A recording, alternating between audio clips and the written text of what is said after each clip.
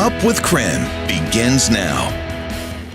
Good Tuesday morning to you. Welcome to Up with KREM and streaming on KREM 2 Plus. I'm Tim Pham. And I'm Nicole Hernandez. And we want to get right to our meteorologist, Thomas Patrick, because Thomas, we're starting to feel more like summer. It's officially summer. What's actually average for right now this time of year? Yeah, average is actually 76 degrees.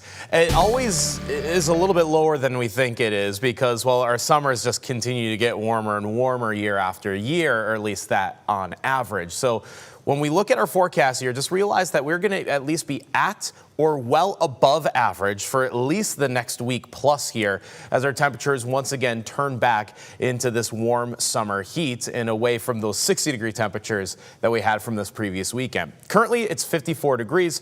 That a bit closer to our normal low temperatures for this time of year, but the heat will pour on this afternoon, all in the 80s throughout the inland northwest today. Quick look at traffic at I-90 and Freya this morning. Things starting to pick up a little bit compared to our last hour. That 5 a.m. hour always very slow. Now we have a few more cars on the road, but still no traffic congestion or backups to speak of. We'll keep you updated on traffic and weather every 30 minutes here on Up with KREM. This morning, the ceasefire deal that President Donald Trump announced between Israel and Iran seems to be off. Israel is accusing Iran of violating it, which Iran denies. Israeli officials say Iran launched another wave of missiles this morning, killing several people and injuring someone in a suburban neighborhood. Iran said the launch may have happened ahead of the ceasefire and that it would pause strikes afterwards. This all comes as a big NATO summit takes place this week in the Netherlands. CBS News' Bradley Blackburn has more. Sirens and smoke trails over Israeli skies this morning after a deadly Iranian missile barrage. Iranian state TV signaled those may be the last of the country's strikes after President Donald Trump announced a, quote, complete and total ceasefire between the two nations on social media last night. At first, Israel's prime minister announced his country had approved the ceasefire deal, but then an about-face.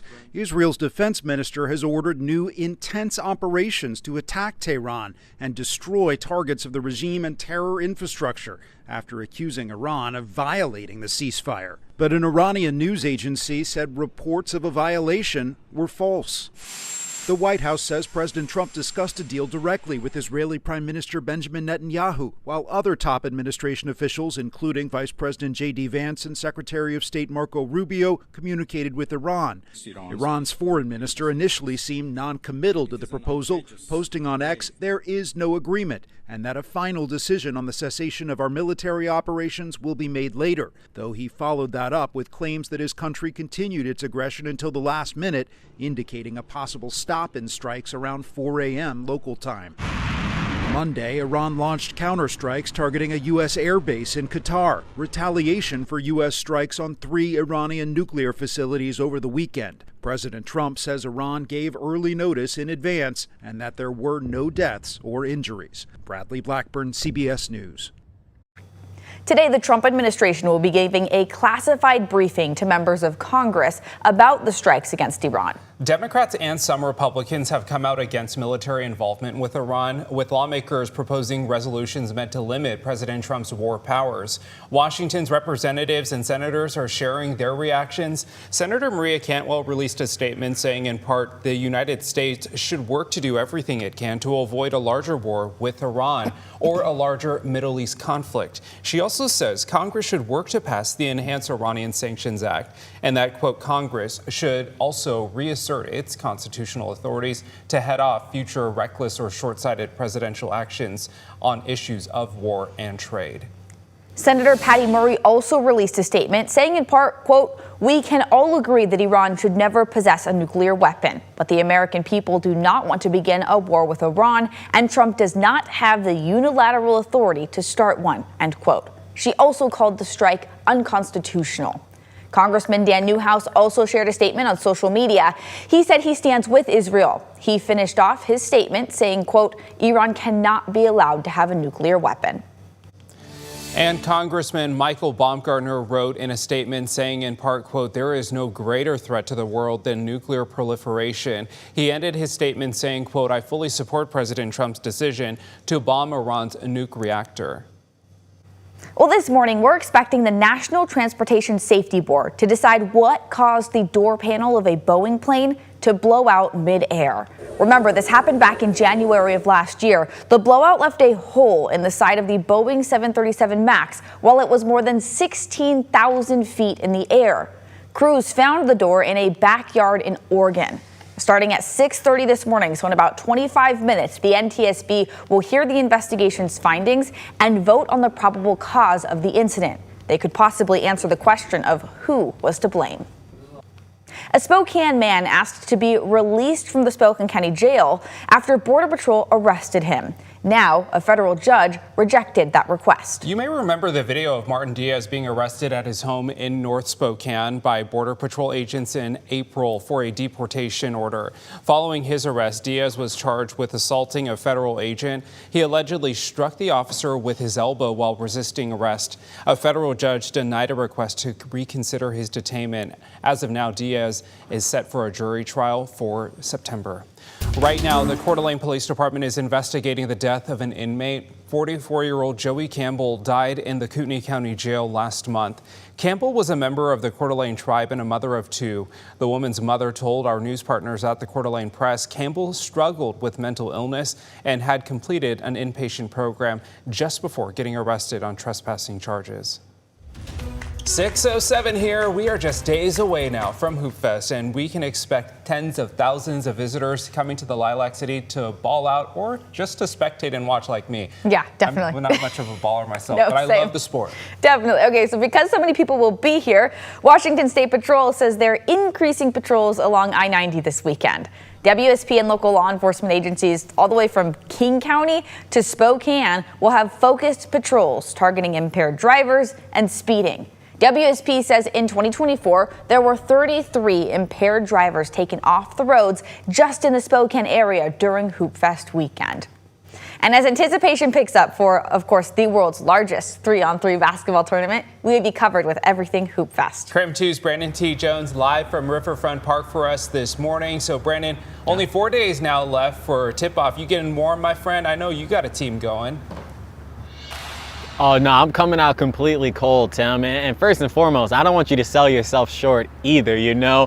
I bet, you know, maybe next year, Tim, Nicole, and I will get out there on our own Hoopfest team and we start running things. Thomas, if you want to play, I know you're a hockey guy. Hop on the squad, too. We need that fourth anyways. But, hey, you do feel that energy going on right now. Hoopfest week is officially here. Part of that excitement is from that Numerica Cash Dash. That officially kicks off today. So we've got live interviews with Numerica. That's coming up at the 6:30 hour. But this is the 35th Hoopfest. More than 6,000 teams will play, 3,000 volunteers and counting, and of course hundreds of thousands of family, friends, and of course fans as well, spanning all across 425 courts here in the downtown area. If you're playing this year, brackets will be released Wednesday night. That's tomorrow at 5 p.m. on the Hoopfest website and app. As for check-in, teams can register on Thursday from 3 to 7 p.m. and Friday from 11 a.m. to 7 p.m. at Riverfront Park. When it comes to parking, bus routes, economic impacts, and anything else Hoopfest related, head on over to KREM.com. Our digital content producer, Vinny Saglambeni, has a full breakdown of the big weekend ahead. Again, we do have some live interviews with Numerica coming up. We had that first one in the last hour, 6:30. That's our second one. We're going to be talking about the mini basketballs they're hiding around the region and the cash prizes you can earn if you find them. So that's coming up. For now, live in Spokane, Brandon T. Jones, KREM 2 News. Okay, Brandon, I know you're still working on a team name, but you do have Andrew Quinn on your team. So what would you think it would be a good KREM 2 team name as we wait for those brackets to be released? That should be our Hoopfest. That should be our wake-up call. That's what we need to ask the viewers. What's a good Hoopfest team name that we have? Because we did Cream of the Crop last time, and clearly we weren't because we got washed.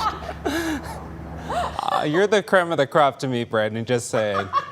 All right, to stay up to date on everything Hoopfest related, you can text the word Hoopfest to 509-448-2000. We'll send a link to your phone with everything you need to know. And you can also maybe write in and let us know what you think Brandon and Andrew's team name should be. Totally. We are talking about Hoopfest in our wake-up call this morning, and you heard Brandon say it. Text us what you think their Hoopfest name should be. It would be so funny to give them some ideas. Genuinely, though, we are also asking you where you think the basketballs are going to be hidden in the Numerica cash grab. They do this every single year. They hide basketballs and give out cash prizes up to $1,000 for everyone who finds the little basketballs around town here and across the entire inland Northwest. So text us this morning, again, where you think the basketballs will be hidden or what you think Brandon and Andrew's team name should be for Hoopfest this year. Text us at 509-448-2000. Well, a new DNR report says more of Washington state's forests are dying. It found 545,000 acres had dead or damaged trees in 2024. That's almost 30,000 more acres than what they found in 2023. The report says one of the reasons is outbreaks of silver fir beetles. DNR says they could have spread during the winds from last year's bomb cyclone.